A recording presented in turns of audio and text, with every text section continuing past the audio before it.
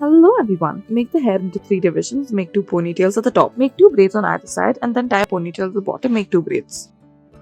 Next, take a small section of the hair from the top at the front. Make it into 3 divisions and begin to braid it. As you progress with this braid, include more and more sections of hair into this braid. This will be a French braid. Tie a rubber band once you are done.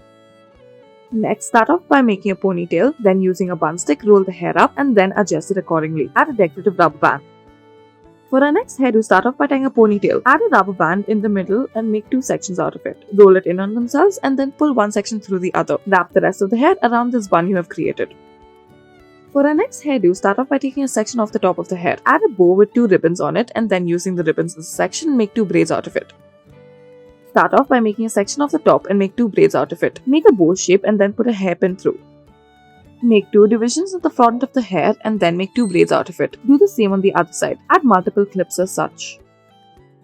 Divide the hair into multiple portions. At the back, add multiple rubber bands. In the side, make 2 ponytails and roll it up into a bun. Thank you for watching.